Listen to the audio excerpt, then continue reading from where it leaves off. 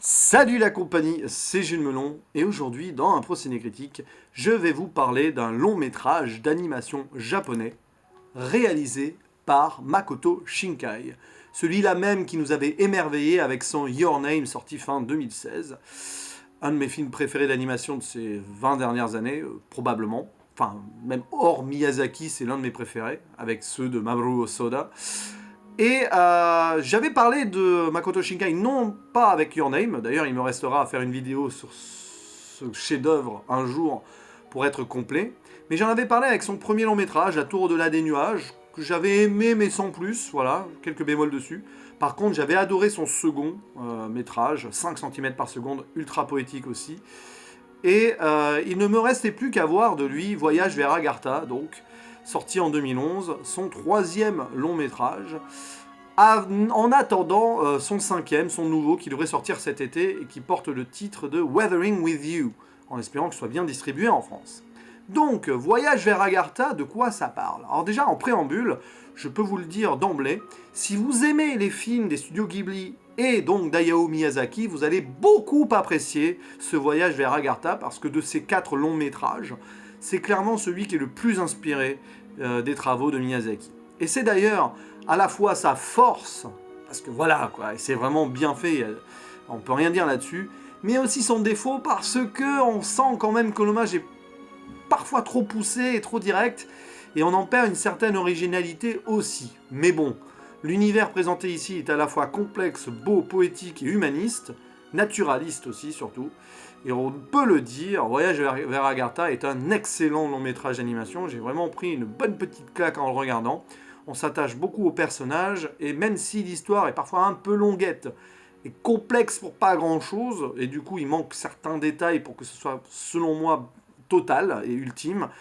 on passe un excellent moment. Alors, pour faire vite dans le synopsis de ce Voyage vers Agartha, c'est l'histoire d'une jeune fille solitaire, prénommée Asuna, qui vit dans la campagne japonaise, donc milieu rural et tout, et qui a du mal à se faire des amis depuis la mort de son père. Voilà, elle vit seule avec sa mère, et la plupart du temps, elle préfère s'isoler avec la radio que son père lui a léguée, afin de, voilà, de faire vagabonder son esprit en ressassant le passé, en pensant à l'avenir. Bon, bref, on sent de la grande mélancolie, de la poésie d'emblée au début du film, avec la présentation de cette jeune fille qui sera le personnage central du film. Et un beau jour, avec la radio de son père qui fonctionne avec un étrange cristal, voilà, ça bien sûr, ça aura une importance dans le film, un jour elle entend une musique particulièrement étrange, poétique et mélancolique qui la marque profondément. Et elle passera des jours et des jours à essayer de réécouter cette musique en vain. Voilà, elle retourne dans les montagnes et tout, mais elle n'y arrive pas. Et un beau jour, elle se fait attaquer par une étrange créature, un monstre improbable. Alors là, ça fait très Miyazaki, hein, si vous avez vu Chihiro Mononoke, c'est un peu ça, des sortes de bestiaires à la Miyazaki, ce monstre-là.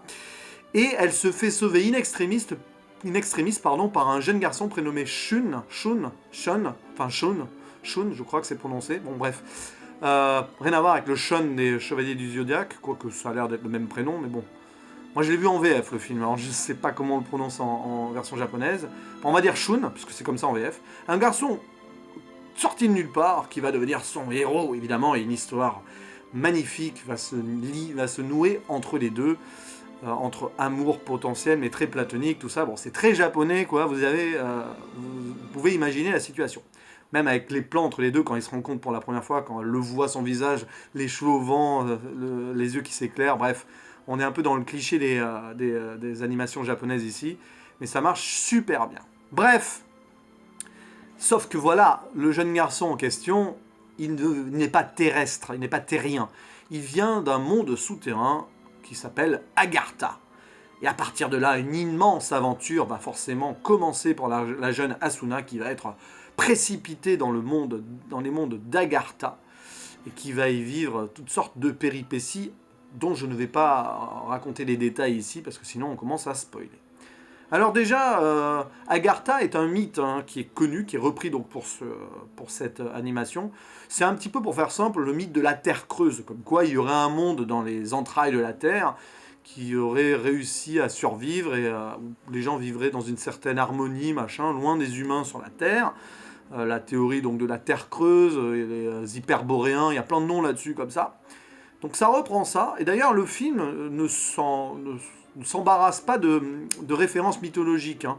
Enfin si justement, enfin en gros, Makoto Shinkai a décidé de faire pas mal de références donc à tout ça. On a la théorie de la Terre creuse, tout ça. On a beaucoup de mythologie gréco-romaine aussi. On a le mythe d'Orphée aussi qui apparaît, puisqu'à un moment il y a le personnage du professeur Asuna, dont on apprend en fait qu'il connaît ce monde d'Agartha et qui veut y retourner pour y récupérer sa femme qui est morte, donc comme Orphée descendu aux enfers pour récupérer son épouse décédée. Donc, et quand je disais que c'était le film le plus miyazakien, on va dire ça comme ça, de Makoto Shinkai, c'est que ici on a une grande place laissée à la nature. Déjà les décors et la photographie et les dessins sont magnifiques.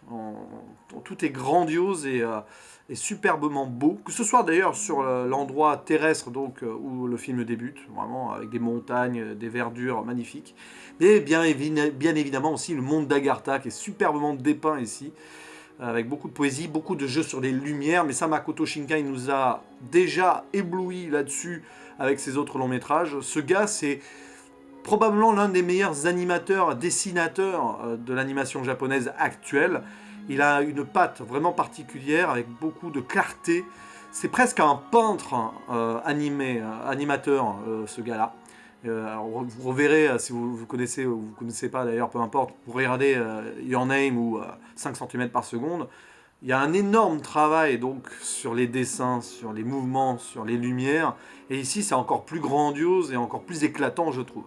Visuellement et artistiquement parlant, ce film est superbement beau. Et c'est peut-être d'ailleurs son plus beau, objectivement, à ce niveau-là. Et après, ben, l'histoire s'avère très rocambolesque. C'est une aventure. Là aussi, c'est une touche Miyazaki. Parce que Miyazaki, le naturaliste, on connaît. D'ailleurs, il y a une critique de l'humain, la vanité de l'homme qui va à tout prix s'approprier un monde qui n'est pas le sien. Et qui va un peu spoiler tout ça, la nature et compagnie. Donc ça, c'est vraiment une thématique chère à Miyazaki qui est reprise dans ce voyage vers Agartha. Mais il y a aussi donc le côté aventure et quête spirituelle d'une jeune fille qui vit donc des péripéties malgré elle et qui la dépasse. Voilà, on retrouve ça évidemment également dans Miyazaki, notamment Le Château dans le ciel ou Chihiro. Mais je cite avant tout Le Château dans le ciel parce que Makoto Shinkai a lui-même avoué que c'était son Miyazaki préféré. Et clairement, là, ça se sent. Je pense que la référence numéro 1, c'est vraiment Le Château dans le ciel. Chihiro et Mononoke aussi. Sur le côté aventure naturaliste et poétique. C'est pour ça que j'ai beaucoup aimé. Mais c'est pour ça aussi que forcément, tu ne peux que penser à Miyazaki pendant les 3 quarts du film. Et j'ai envie de dire, Makoto Shinkai, qui nous avait quand même beaucoup ébloui avec ses thématiques personnelles sur l'amour, sur les voyages et tout. Bon, là aussi, on l'a, hein, évidemment. Forcément, le voyage vers Agartha, dans le titre, l'amour aussi, qui naît donc avec cet Agarthien, entre cet Agarthien et cette jeune terrienne. Mais malgré tout, je trouve que ici, Makoto Shinkai laisse un peu sa patte personnelle et va trop dans l'hommage parfois. Mais c'est mon point de vue personnel. Sauf que, bon, des hommages à Miyazaki, aussi bien faits, on prend les yeux fermés, quoi. Donc il n'y a rien à dire. Et tout le bestiaire aussi, superbement, je trouve, utilisé, même si on aurait aimé en voir plus ou en savoir plus sur certains monstres ou certaines créatures. Donc il y a cette créature qui attaque Asuna au début, qui aura une importance ensuite.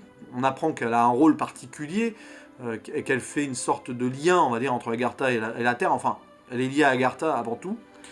C'est d'ailleurs, ce monstre est nommé, c'est un Quetzalcoatl.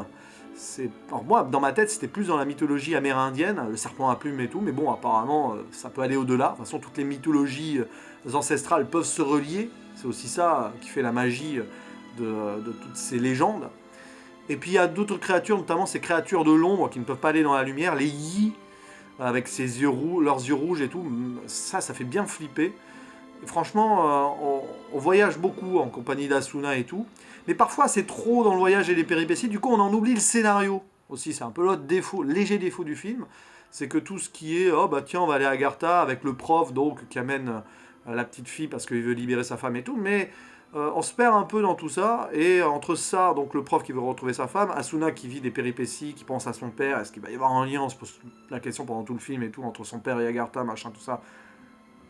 voilà, je vous laisse découvrir ça en regardant le film.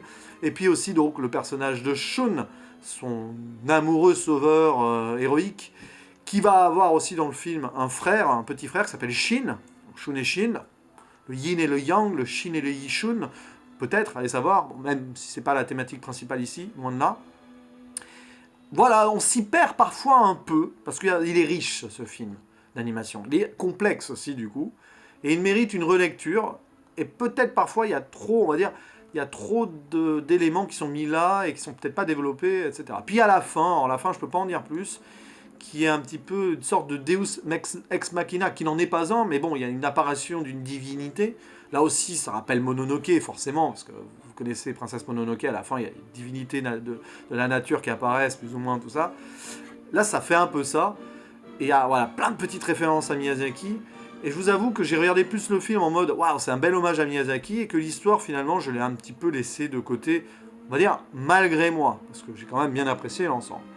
Mais en tout cas, ce qui est sûr, c'est que Makoto Shinkai, là-dessus, réalise vraiment une belle œuvre. Il n'y a rien à dire. Et si vous aimez l'animation japonaise, vous adorerez vraiment ce voyage vers Agartha. Qu'est-ce qu'on peut dire d'autre sinon les thématiques abordées, donc comme je l'ai dit, c'est au niveau de la poésie, l'amour potentiel aussi entre deux personnes. Donc ça, c'est à peu près dans tous les Makoto Shinkai. 5 cm par seconde notamment, c'était assez violent là-dessus. Il y a aussi donc cette thématique, on va dire, de la mort qui apparaît dans le film, parce que la mort, elle est partout. La mort du père de la fille, Asuna, la mort de la femme du prof, et donc l'envie de cette vanité humaine de pouvoir vaincre la mort. Donc ça, c'est aussi une grande théorie existentialiste. L'être humain, lui, sa grande peur, c'est la mort, et son rêve ultime, c'est de combattre la mort. Non pas par l'immortalité ici, mais par ramener quelqu'un à la vie. Donc, mythe d'Orphée, pour le prof qui veut ramener sa femme avec lui, en faisant tous les sacrifices possibles et en étant très égoïste. Donc il y a aussi l'égoïsme humain qui est mis en avant. C'est pas un film très positif sur l'être humain, d'ailleurs, clairement. Le seul humain vraiment positif dans le film, c'est Asuna. Mais Asuna elle-même se pose des questions sur sa propre existence et sur sa propre fonction, on va dire. Elle évolue dans le film, même si elle aurait pu évoluer un peu plus, je l'avoue. Ça reste quand même très intéressant à suivre. Voilà. Puis bon, si vous aimez les mythes légendaires et tout ça, ces références, à un moment, on apprend donc que Agartha était avant visité par les humains et que c'était ouvert. Le lien entre Agartha et la Terre était libre, mais malheureusement les grands leaders de ce monde ont corrompu l'endroit, et on voit à un moment une fresque avec tous les leaders du monde, de Alexandre le Grand jusqu'à Staline, en passant par Hitler et Napoléon. C'est assez drôle, c'est un peu incohérent, parce que si ça vraiment, si ça s'était produit, si c'était arrivé, je pense qu'il y aurait eu des traces dans les livres d'histoire. Pourquoi garder ça secret? Et puis un jour, Agartha, forcément, a fermé l'accès aux humains parce que c'était trop dangereux. D'où d'ailleurs l'importance du cristal qu'on voit au début du film, parce qu'il y a une histoire de cristaux aussi.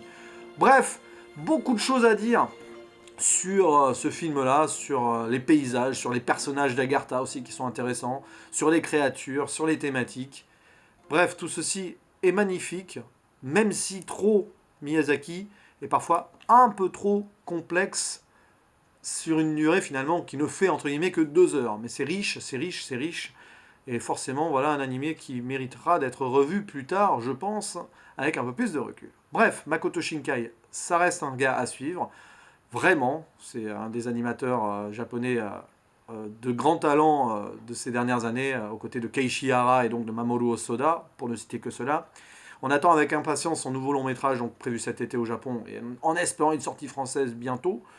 Il faut espérer qu'il soit donc distribué un peu par les gars qui ont fait Mirai et Ma Petite Sœur, par exemple. Mais bon, vu le succès de Your Name fin 2016, j'imagine qu'il sera pas boudé par les distributeurs français. Sinon, c'est à n'y rien comprendre. Voilà, je vous dis à la prochaine. Ciao.